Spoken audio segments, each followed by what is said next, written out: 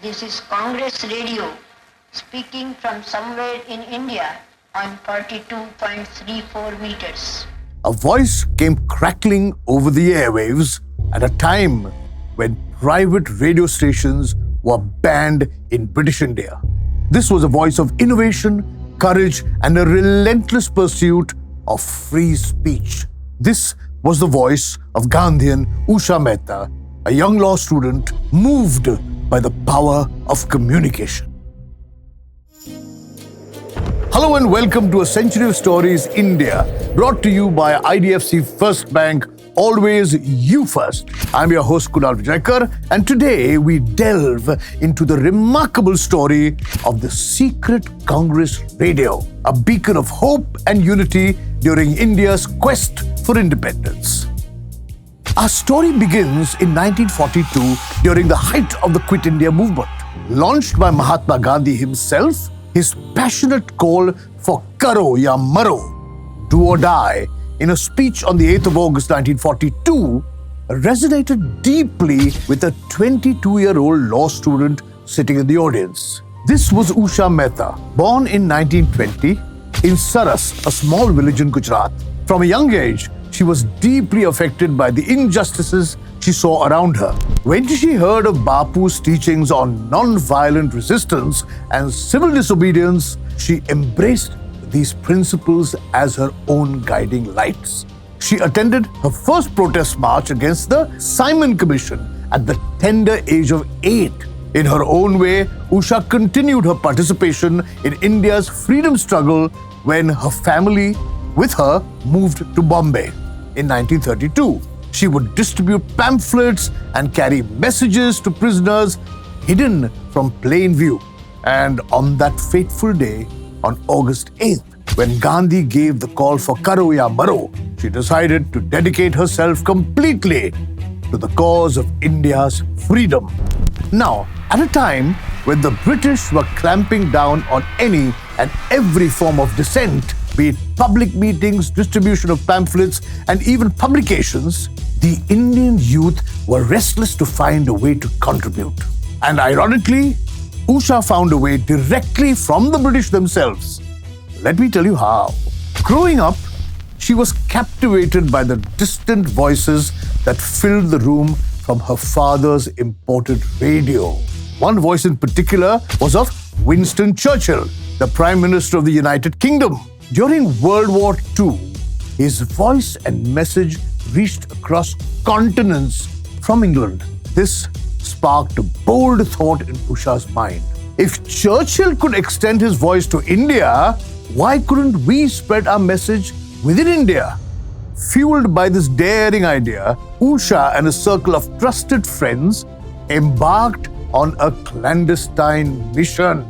Together, they began piecing together the silent components of a revolution, their very own underground radio station. Their aim? To broadcast the untold stories and strategies of India's freedom fighters, offering a beacon of truth amidst the fog of British propaganda. And the timing was as symbolic as their endeavor. They initiated the Congress radio on the 15th of August 1942, on a day that would mark India's independence just 5 years later. With the backing of Nanka Motwani, the owner of Chicago Radio, Usha Mehta and her comrades, Vithalbhai, Babubhai and Chandrakant, launched their first hour-long broadcast. This transmission marked the beginning of a daily ritual that soon evolved into twice-daily broadcasts. This secret radio became a conduit for a wealth of uncensored content, from stirring recorded speeches and live oratories to patriotic songs and critical news updates.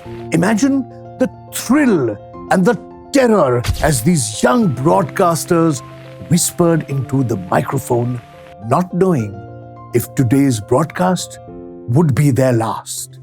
Yet, their voices never wavered. They resolved as steadfast as their message. The risk of broadcasting was colossal. Detection could mean capture or worse. Yet, the voice of India refused to be stifled. Despite frequently relocating their secret radio station to evade detection, Usha Mehta and her team were apprehended during a police raid in November 1942. She faced nearly 4 years of imprisonment, much of it in solitary confinement. Following independence, she contributed significantly to the early stages of the new government. Then she dedicated over 3 decades to teaching political science at Bombay University, where she inspired students with the principles of Gandhian philosophy. Usha also led the Gandhi Peace Foundation and was honored with the prestigious Padma Vibhushan in 1998. Her remarkable life and contributions were recently portrayed in the film "Ae Watan Mere Watan," with Sara Ali Khan playing the role of Usha Mehta.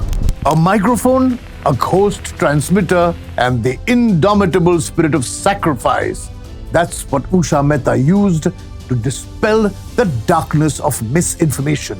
Even today, her story stands as a reminder that honest voices and independent thought lead to the true path to freedom. You've been watching A Century of Stories India, brought to you by IDFC FIRST Bank. Always you first. I'm Kunal. Next week, we'll be back again with another untold story from our fascinating country. Time for some safe banking tips from IDFC FIRST Bank. You may have come across a new kind of job offer where you're promised quick money just for liking YouTube videos and subscribing to channels. Do not respond to such messages. They are just a ploy to get your personal banking information. That said, if you liked our content, please like this video and subscribe to this channel.